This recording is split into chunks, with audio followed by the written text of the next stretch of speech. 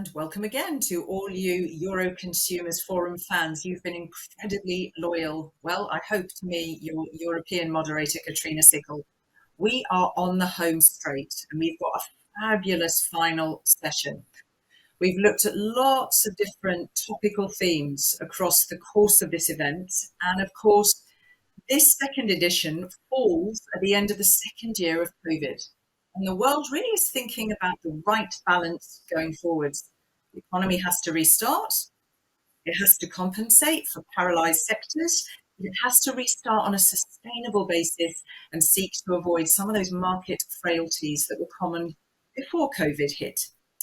So this final conversation brings together three impressive speakers with three impressive careers. And I would like to ask the delightful technical team if they could bring to the screen the former President of the European Commission and, of course, former Prime Minister of Italy, Romano Prodi, the former President of the European Council and former Prime Minister of Belgium, Herman Van Rompuy, and the Secretary of Economic Policy at the Ministry of Economy in Brazil, Adolfo Saxida. An absolute pleasure to have you with me. Now, with your kind permission, because I'd rather give the time to you, I'm not going to do long bios because the audience can access those on the platform. And I think they do know that they're in some presence of some big guns here, okay? So I'm going to park the bios and I'm going to ask each of you the same opening question and give you a chance for about 7 minutes in the spotlight to respond. So I set the theme. Based upon your broad knowledge and experience, very diverse, how do you see this next phase in the global scenario, from the economic, from the social, from the environmental perspectives, which all come together, and of course, including the digital dimension, which has been a very key part of our conversations today. So if I can invite Herman Van Rompuy and Adolfo Saxida to take perhaps a breather backstage, I could give the floor to Romano Prodi and hear his thoughts first of all. Thank you very much to you. Yes. So you asked me how will be the post-COVID. Here there is an echo. The post-COVID situation. Clearly, we have to be very clear that we are not yet after COVID. The COVID is still here, and we shall live with it for such a time. Anyway, we have already some change in the world, and with this pandemic and political change, now the globalization will not anymore a total globalization. Let's say the three great areas, United States, China, and Europe, all three states we will guarantee to have inside a vital part of any value chain of substantial important products. Let's say where no country will risk to be hit by the so-called mask effect. Let's say to be without masks, such a simple product when there is a crisis.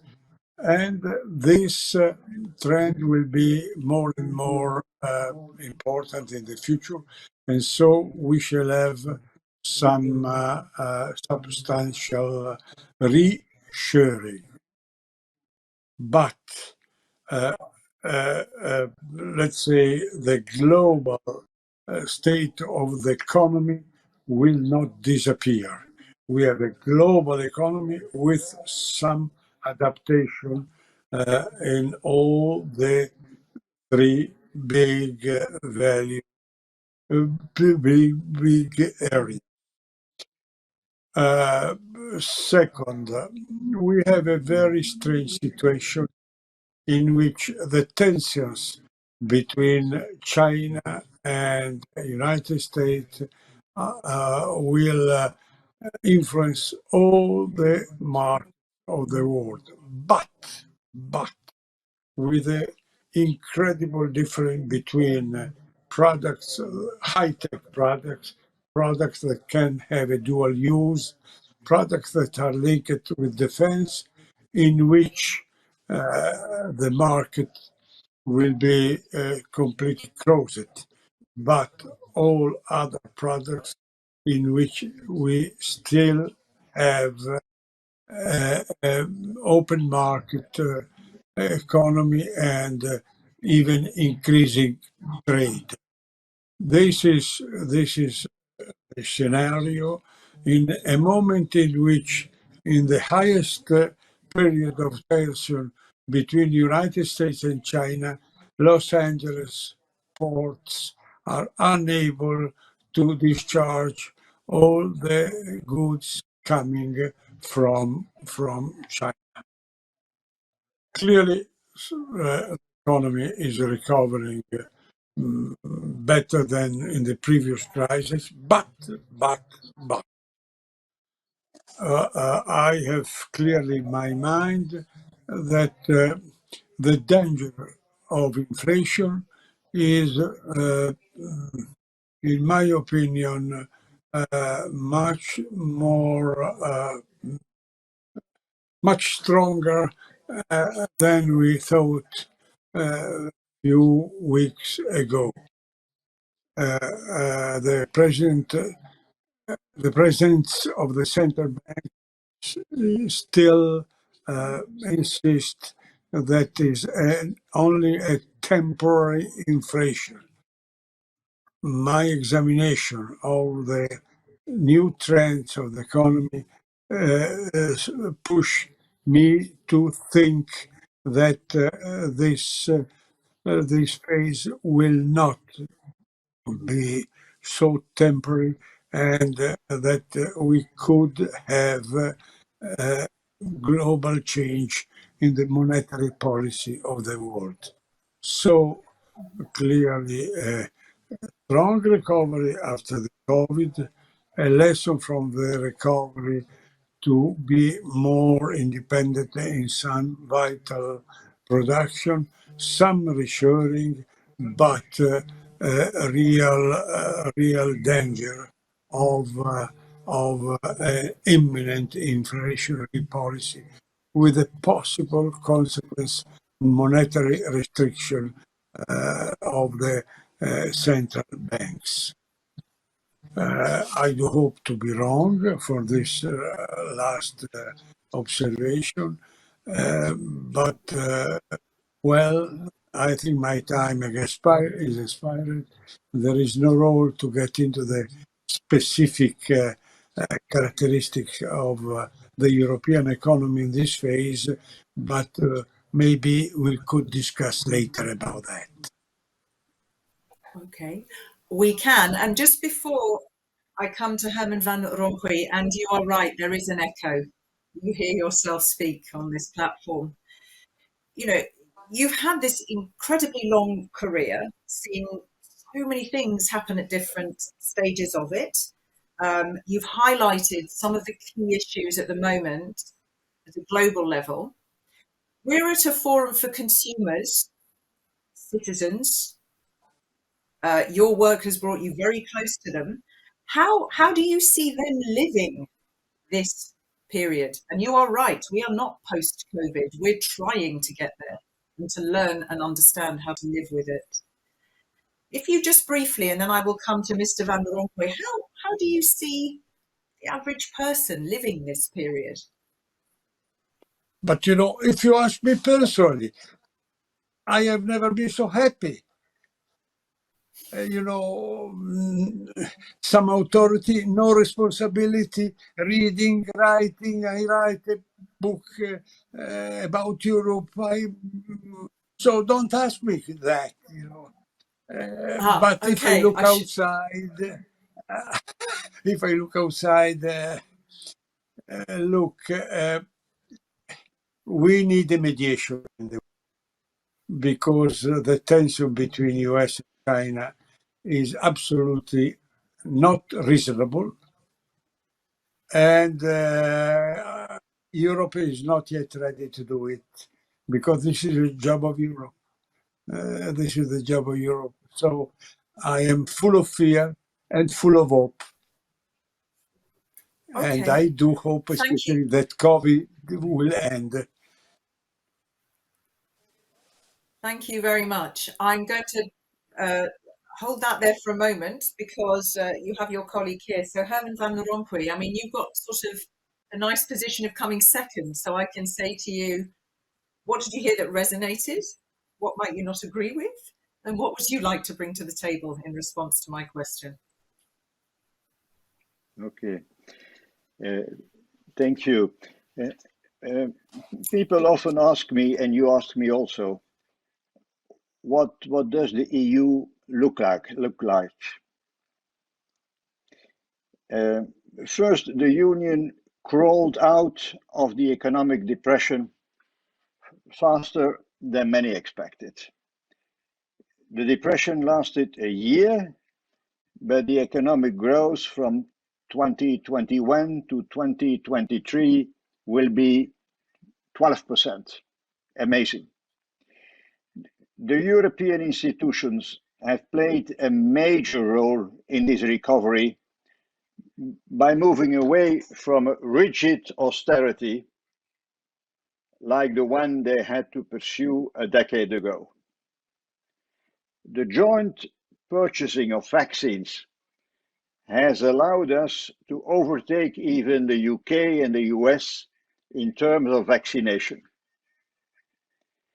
The European Central Bank has continued to pursue an expansionist monetary policy with extremely low interest rates. So we dropped a lot of taboos. The EU, by the way, thought of the longer term while there was a crisis. It's not only crisis management what we did. It has created a recovery fund of 750 billion euros, with 2/3 of the new funds going to the digital and climate transition. And these funds, de facto, they double the European budget for the next few years. So the EU is now definitively more climate friendly than it was a few years ago. The Green Deal, what we call the Green Deal, now brought the ambition for 2030 to decrease the greenhouse gas emissions to 55%, with the goal of becoming climate neutral in 2050. By the way, inflation, and Romano Prodi spoke about inflation. Inflation is a problem, but recent forecasts of the European Commission on inflation are not that catastrophic at all. 3% inflation this year, followed by around 2% next year and the year after. Another consideration, the EU is at the top of the world in climate technology, but that is not the case in other areas. We lost the battle for leadership on the use and the possession of personal data. We are well placed, however, to do much better on industrial data. So we are behind also on artificial intelligence or on batteries. The Commission and Member States are working to respond, but there is a problem. Only cooperation between countries, cooperation between companies offers a way out.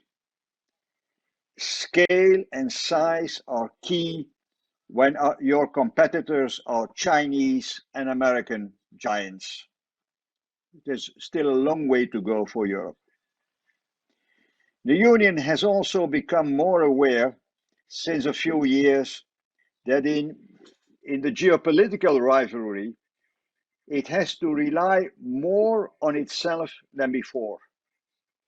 We must take our destiny more into our own hands. If the EU wants to be a geopolitical actor, it must no longer be too dependent. And we call this strategic autonomy, we call this European sovereignty. It is not about being autarkic or becoming closed, not at all. It is about being less dependent, for sure, in strategic domains such as the digital, energy, chips, irregular migration, the dollar, the London City, defense, food, medical equipment and medicines, etc. But we want to remain an open economy, but we want to better protect our interests. We want to protect without being protectionist. Open, but not naive. Another point is unity. I'm always speaking about the European Union. Unity internally and externally that is crucial for a union of 27 member states. However, we have not yet succeeded in achieving that unity over the functioning of all our national democracies and over the rule of law within the European Union. It is not because you have an absolute majority in Parliament that one has absolute power. In the context of internal unity, social cohesion is also very important. The pandemic has increased inequalities in income or in wealth, and inflation will reinforce this tendency. The difficulties of living together among people belonging to different cultures also put pressure on social cohesion and on solidarity. Our societies are also fragmented by this increasing individualization with social media and its culture or lack of culture of shouting and insulting. And social media are playing a major role in this process of individualization of our society. And a divided society is not good for the European idea, which is based on solidarity, on dialogue, and on transcending private and national interests. So dividing is easier than connecting. The Union must defend its interests and values in the world, primarily in order to protect the well-being and good life of its own citizens. Power for power's sake or a nostalgic longing for the European empires of the past are not part of that objective. And even nobody is thinking about this. The EU promotes dialogue and cooperation while being firm on its principles. It's willing to work with like-minded people and countries and not like-minded people and countries to achieve important goals such as peace, prosperity, and the planet. The EU is also a soft global actor. That is why it is the largest donor on development cooperation and climate finance. And it should also be on COVID vaccines, which is not the case now. In the pandemic, it also becomes clear that we need more European cooperation, not less European cooperation. Especially with regard to health, many citizens explicitly ask for this. And we learned during the pandemic that a common good at all levels of power is the most precious good. We need strong and effective national governments. How can one fight a pandemic without rules set by the authorities? How can one reduce greenhouse gases without coercive legislation? How can one have strategic autonomy without political guidance? The market alone will not get us there. Of course, the market and technology can play an important role, but within a democratically agreed framework. And the real market, not the one in the hands of digital monopolies. I'm concluding. In general, digital tools also need to be used massively by the positive forces in society that are still a silent majority. I'm convinced of that. Yes, the Union draw lessons from the multiple crises since 2008. We need more and better Europe to safeguard our democracies and our economies. Dear Katrina, I had an echo all the time. Yes, we all do. It's not your ears. You don't need your ears checked out. There is a time lag between Europe and Brazil, so you hear yourself. It's completely odd. Thank you. I'll hold that there. I heard a lot of things there. You've been very patient, Adolfo. Thank you so much. Some really important things said there. I take into account, you say scale and size are so critical when the US and China are competitors. Unity is crucial. The importance of protecting without being protectionist. You were very clear where you felt the EU was ahead and on it and where it was behind. I think you talked about AI and also about batteries, which are obviously very critical, not least in the relationship and the dynamic with China. So hold all of that for a moment. Adolfo Saxida, you are the Secretary of Economic Policy at the Ministry of Economy in Brazil. So you come, thankfully, from an economic background. You have a PhD in economics. And you're also a professor at the Instituto Brasiliense. I'm not even going to say it, the IDP. I'm not even going to attempt to say that. You've got experience in the field of macroeconomics. You've written a few books. You're even a lawyer with expertise in tax law. So I just want to put that out there. You've heard what our two European colleagues have put on the table. That question I asked at the beginning, in this not quite post-COVID economy, but how should we be seeing the road ahead, and particularly in this critical next decade? Let's hear your thoughts. Well, thank you very much, Katrina, for this opportunity. I would like to say thank you to Euro Consumer Forum. The pandemic decreased the GDP worldwide. As a result, after the pandemic, the poverty and unemployment increased around the world. And what is, in my personal view, what is the solution for this problem? And I invite you to know more about what we are doing to fight this crisis here in Brazil. Our economic policy relies in three branches. The first branch, max vaccination. We need to keep investing to allow everyone in the world to receive vaccines. This is the best economic policy right now is to vaccines, and vaccines.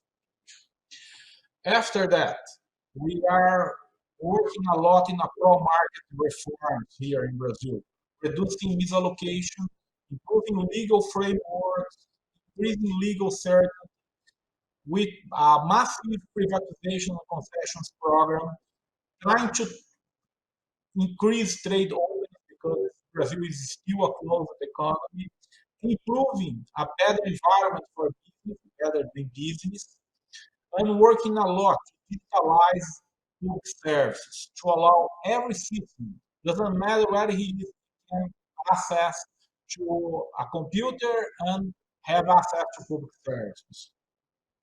In other words, we need to rely more and more on private investment. And the third branch of our economic policy, we need a fiscal consolidation process. Uh, we cannot keep spending more and more and more. It's time to stop to spend so much public money. Let's rely more on private activities, because as soon as we have a better fiscal consolidation, we have a lower country risk, the expectations get better, and you have a crowding process getting, and the private sector getting stronger. We have more labor, more income, and less poverty. This is what we are trying to do here in Brazil, and I'm pretty sure that step by step, the world will recognize that. I would like to stress that we have an important green agenda. Green agenda is the future. Let's make it very clear. Uh, Green agenda in Brazil is a state policy. It's not a government policy. We just create a new financial instrument called Green CPR. It's a voluntary market to keep forests and improve environment. Uh, I would be more than happy to receive you in another meeting, another appointment to talk more about our green agenda. Overall, what I believe is that we need more trade. We need more pro-market reforms. It's time to central banks around the world uh, take a huge look about inflation. If inflation is the worst enemy of poor people, then we need to fight very hard against inflation. I am pretty sure that maybe China and US are having some problems right now, but the history of our world shows that we can overcome that with conversations and more dialogue. And I invite European people to talk more with the Brazilian economy. We would like to know more about your perspectives about Brazil, and I would like to show more what we are doing here. Thank you very much. Thank you very much. I mean, let me just come back before I ask a second question that also picks up. I mean, because your sound is a little bit clicking in and out, Mr. Saxida, did you say we want more dialogue, more conversations? Was that you were addressing Europe and our two gentlemen who are, of course, sharing this with you? How do you, I mean, I should let you respond, Mr. Van Rompuy. What do you hear there? It's important to us We to had sorry. It's okay. I was coming no, to Herman Van Rompuy to ask him to. You would put a very clear ask out there, and so I asked, what did you hear there, Mr. Van Rompuy? Yeah, there is something substantial on the table. That is the EU-Mercosur trade agreement. We are not completely finalized this agreement because there are still some hurdles to take. Also in the field of environment and deforestation, the minister is perfectly aware of it. But if we can succeed on this, it will be the biggest trade deal ever negotiated by the European Union. So we have something concrete on the table. Let's try to finalize it. Thank you. If I may, Adolfo, in the time, just keeping my eye on the clock to Adolfo Saxida, Mr. Van Rompuy and Romano Prodi, I'm going to just ask another question, come at something different. Can I come back to you, please, Romano Prodi, because we heard there from Herman Van Rompuy the need for more, not less cooperation. And we heard that, of course, there isn't a unity across all member states in certain specific areas, rule of law, the functioning of democracy. So I think the pandemic has exposed some fault lines between countries in terms of their approach to facing the crisis. And of course, revealed some limits in their common policies. How does Europe deal with these findings? What do you think that the EU and its member states have learned in terms of its capacity to really react in a crisis such as this with solidarity and with coherence? And not just in terms of COVID, but all of those issues that you also, supply chain issues, energy price issues, all of those challenges that are here. What lessons should we not just learn, but apply?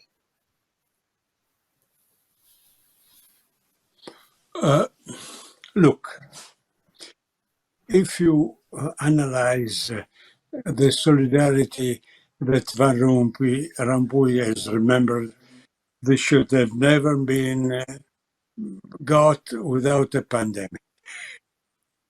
Let's say, because there was no tension among European states. This was something coming from the sky, and we found an immediate solidarity. The first reaction clearly was slow in the sense that Trump was quicker to give immediate money for the vaccine, and Europe was slower. And this is very interesting, how important it is to be quick. But if we follow with the distribution of the vaccine, Europe was very efficient. Imagine how could have been the situation without the European Commission authority and the European authority intervention, And then I do think that there is a positive ad hoc intervention. For the long term, it's the new solidarity has been because of the COVID, but let us be honest, also because of Brexit. With UK in, we should never had any solidarity like we had now. Third reason is that the German businessman and the German public opinion understood that without Europe, even Germany cannot play a world role. This has changed the economic side of the European policy, not the same in foreign policy. In foreign policy, we didn't make any progress like that. And we assist now that Libya, that is so close to Europe, is under control of Turkey and Russia. Turkey has a GDP less than Spain and Russia less than Italy. But because we are not united, and so this is the step we must add. But now the responsibility, the driver force is not Germany, it's France. And it is up to France to make the big change, putting, in my opinion, the veto right and the nuclear armament to share with Europe, and that France will grow up and Europe will grow up. And then, we can start to move also in the field of foreign policy. And clearly, we have to think that because of the veto right is a real disaster of Europe. Unanimity is enemy of any decision-making process. But because of the veto right, if France moves in this direction, we could have a strong core of Europe, Germany, France, Italy, Spain, and two other countries. And, in this case, make progress and the other follow. This is the only realistic scenario that we have in front of us. Okay, thank you for that. I'm just going to come in here and obviously ask our other two gentlemen to take that into account when I come with my questions to them.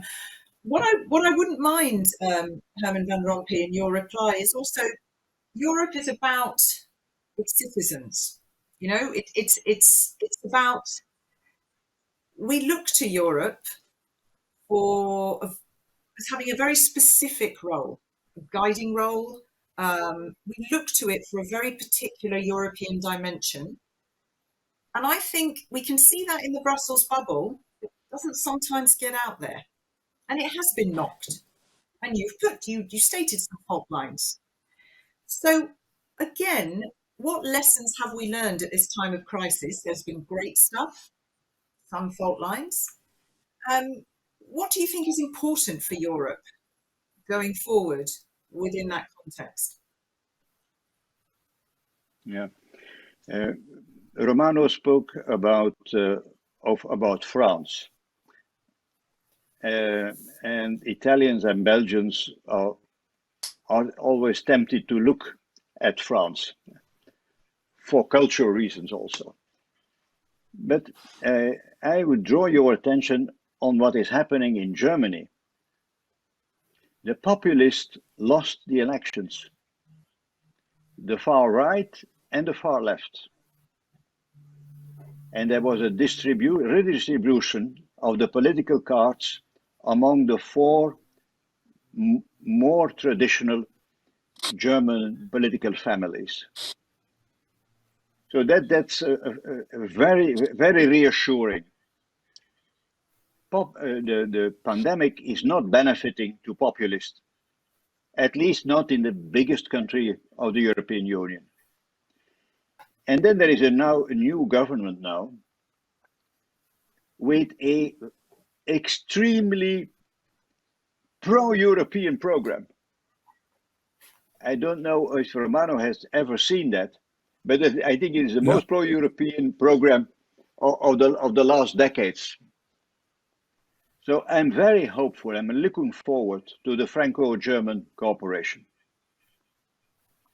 And if the presidential elections in France go well, I mean that a pro-European candidate will win, then we have really possibilities to agree on further steps in deepening and strengthening the European Union. And the paradox is, as another consideration, that 2020 and 2021 are bad years, of course, for our economies, for the people. We lost millions of human lives, also in Europe. But the paradox is that it was good for the European Union as an institution. So, and I fully underline what Romano Prodi just said, and I mentioned it also in my introduction. We seized this opportunity of the pandemic to deepen and strengthen the European Union. Of course, the circumstances helped a lot, but we didn't miss the opportunity. So I'm hopeful for the next years that France and Germany, together with others, and for instance, Italy has now the most pro-European prime minister since Romano Prodi. And so I am looking forward to this kind of cooperation. So bad people, bad for the economy, but good for the European Union. And its people. And its people, of course. As I go up my side, absolutely. I'm always bringing down to there. And not least because it kind of ties me nicely to what Adolfo was saying, because part of the branches of your economic policy you were saying was so focused. You brought people a lot into your into your presentation, the absolute drive for mass vaccination, access, I think, I was cutting you in and out, to the internet, to computers, to and various other points. But let me just hone in now. Let me just leave the EU side of things aside, because Mercosur in itself is a very particular market. And within that, the relative weight of Brazil is higher than other members. Now, your country pushed for more open trade. You were talking about this in your presentation, and lower import tariffs. So how do you think Mercosur is going to thrive, not post-pandemic, but as we try and move towards it? And how do you think Brazil can make a stronger case for more global commerce, more international cooperation? And we already had a whiff of that from your first words.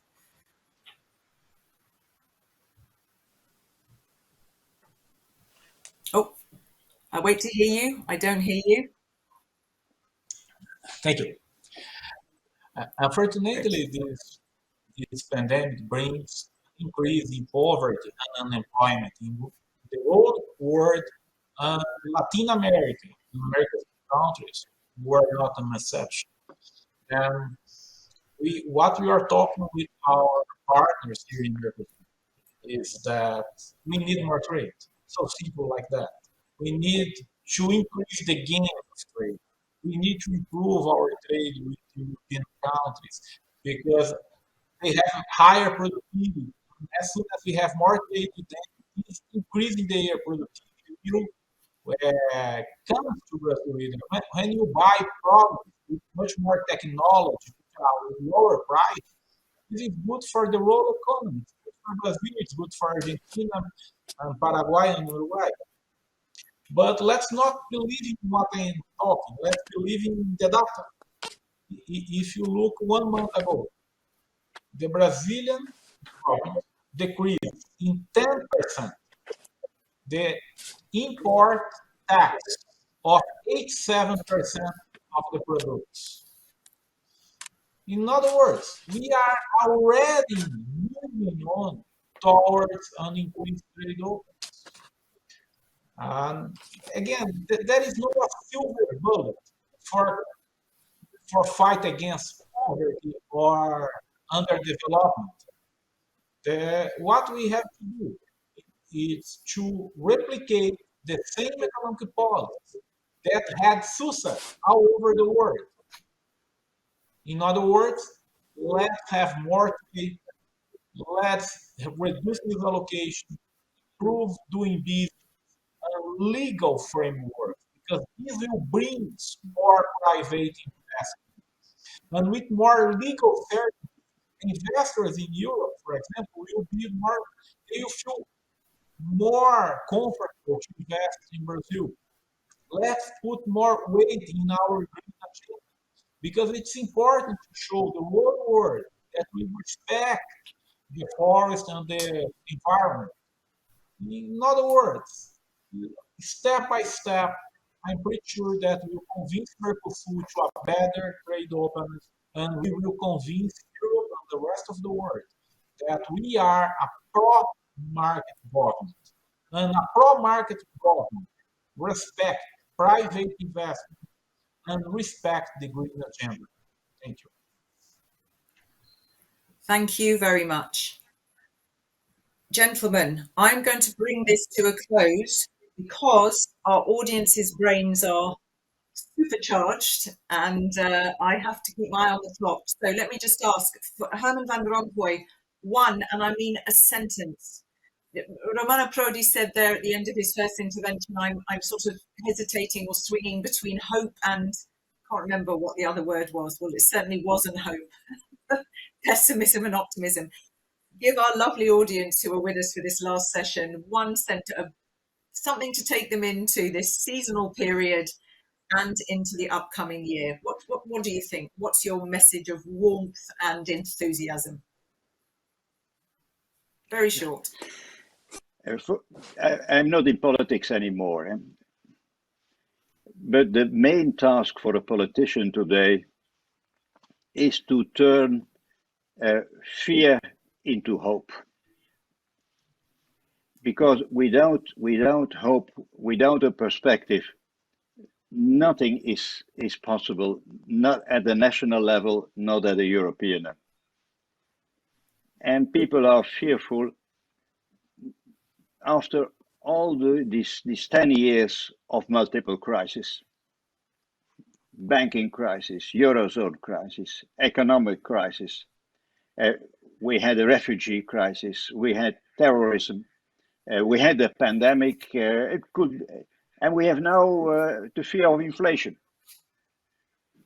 So we need strong and effective governments, also at the national level. Europe cannot be strong if the member states are weak. So, but the main task is to tackle all those issues one by one, so that people get again a perspective, a hope. And without hope, there is no investment. Without hope, there is no sufficient support for our democratic systems. Okay, well, thank you very much. I also think that hope is, as human beings, our greatest gift. It's our greatest asset. It's one of our greatest abilities. So on that note, I'm going to just let you give the last word, if I may, again, because I'm a little bit mistress of the clock. I thank you, Herman Van Rompuy. I thank you, Romano Prodi. I thank you, Adolfo Saxida. It's been an absolute pleasure to have you with us. And I thank you so much for joining and sharing but a fraction of your ideas and your expertise with all of us today. And with that, I can let you take a nice breather off screen, and I'm going to invite my very last speaker back to close proceedings of this content-rich event. So thank you all. Thank you. Thank you. Pleasure.